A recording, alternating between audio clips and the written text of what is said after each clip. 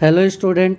आज मैं money and banking के जो पार्ट है मनी, उसका लास्ट कॉन्सेप्ट पढ़ाने जा रहा हूँ। एक वीडियो में मैंने आपको मनी सप्लाई तक पढ़ा दिया था। मनी सप्लाई क्या होता है? Money supply means total volume of money held by public at a point of time.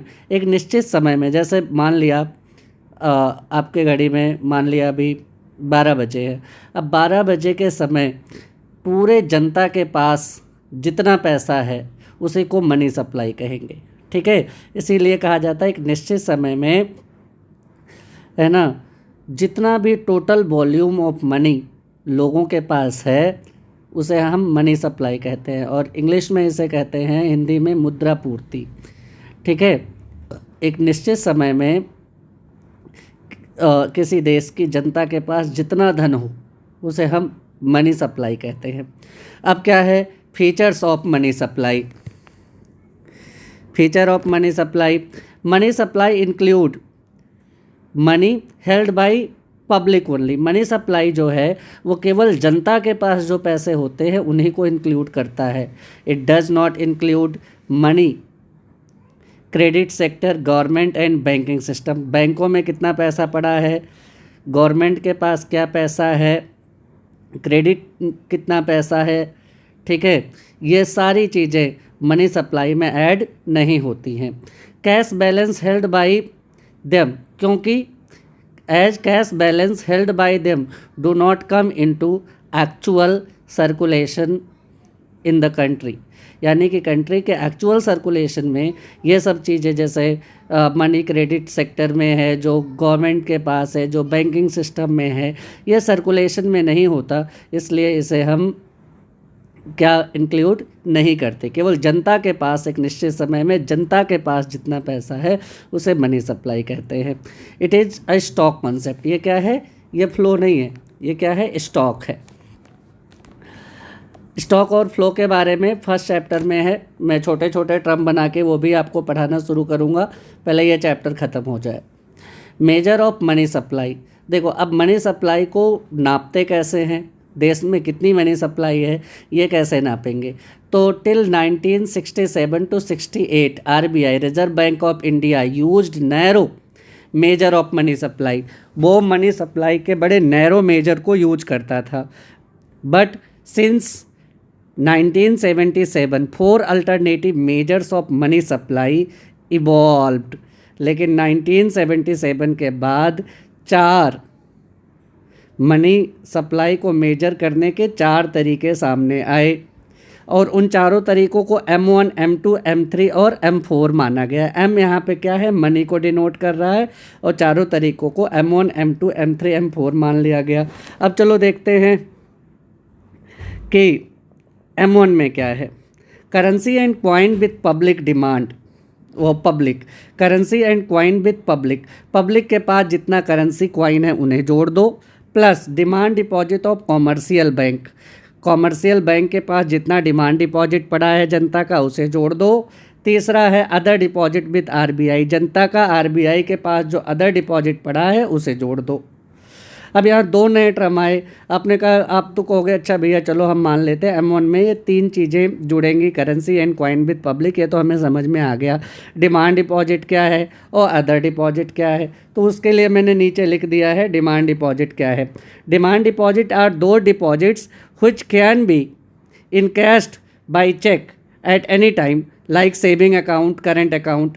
अब देखो, मेरे सेविंग अकाउंट में जो भी पैसे पड़े हुए हैं मैं अभी चाहूँ अपने डिमांड पर उसे ले सकता हूँ, अभी जाके मैं एटीएम से पैसे निकाल सकता हूँ। ऐसे कोई व्यवसायी है, उसका करंट अकाउंट है, तो वो चेक के द्वारा पैसे निकाल सकता है। तो ऐसे डिपॉजिट्स जिसे जनता अपने अपने अनुसार, अपने आवश्यकता के अनुसार कभी भी निकाल पाए उसे डिमांड डिपॉजिट कहते हैं। मांग जमाएँ, आपसे बहुत पूछा जाएगा मांग जमाएँ और सावधि जमा में अंतर। तो मांग जमाएँ वो जमाएँ होती हैं जिन्हें जनता अपने आवश्यकता अनुसार कभी भी चेक के द्वारा निकाल सकती है। और टाइम डिपॉजिट, समय अवधि जो डिपॉजिट होता है, time deposit are those deposit which can't be encashed by cheque at any time like LIC है, फिक्स डिपॉजिट है। दोनों में अंतर क्या है? डिमांड डिपॉजिट में आपको आपको बहुत कम रेट ऑफ इंटरेस्ट मिलता है, क्योंकि आप कभी भी अपना पैसा निकाल लेते हो। टाइम डिपॉजिट में क्या होता है, रेट ऑफ इंटरेस्ट ज़्यादा मिलता है, क्योंकि लॉन्ग टर्म आप अपना पैसा किसी के पास रखते हो, फिर उस पैसे से जो भी प्रोजेक्ट चलाना चाहे गवर्नमेंट या प्राइवेट सेक्टर लोन लेके वो कर सकते हैं।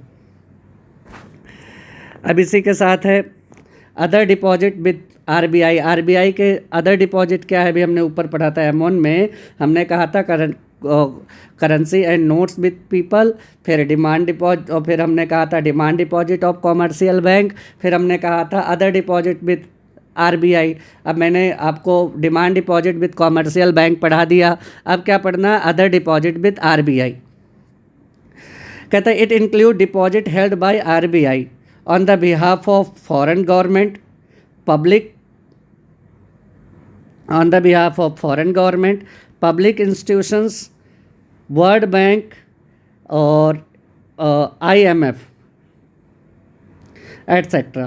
इनके जो पैसे आरबीआई के पास जमा होते, फॉरेन गवर्नमेंट से पैसे जमा हो या पब्लिक इंस्टीट्यूशंस से पैसे जमा हो या वर्ल्ड बैंक से पैसे जमा हो या IMF हो, इसे हम कहते हैं कि अदर डिपॉजिट विद आरबीआई। यहाँ ये जानना बड़ा ज़रूरी है कि इसमें अन्य, हिंदी में कहेंगे आरबीआई के पास अन्य जमाएं। However it does not include deposits of Indian government and commercial bank with RBI.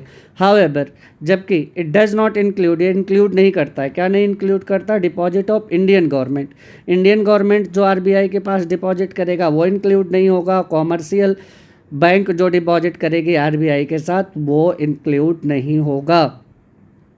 अब बात आती है भैया, चलो आपने M1 बता दिया, M1 में हमने सीख लिया तीन चीज़ें प्लस होंगी, currency and coin with public, demand deposit of commercial bank, other deposits with RBI. अब हमें बताओ M2 क्या है।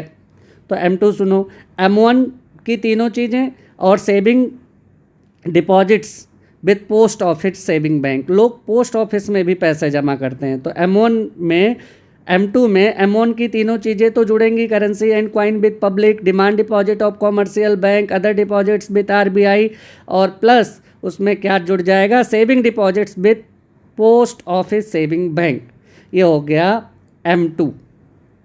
M3 क्या हो गया, M1 की सारी चीज़ें आएंगी जो मैंने आपको ऊपर पढ़ाया है, और इसमें आ जाएगा net time deposit with banks, जो टाइम डिपॉजिट होगा बैंक के पास वो भी आ जाएगा।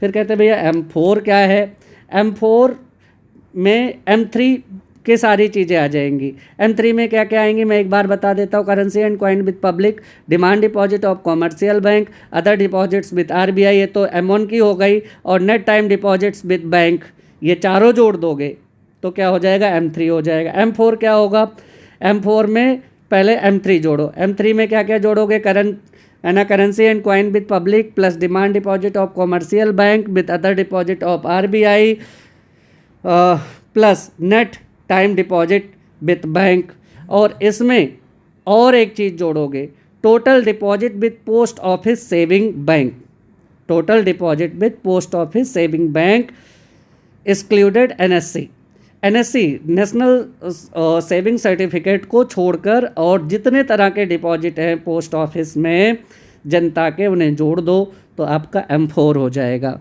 अब आपका ये चैप्टर ख़त्म हुआ, मुझे आशा है आप लोग सब लोग इसे लिख लोगे, मैं नोट्स का भी PDF आपको भेज दूँगा।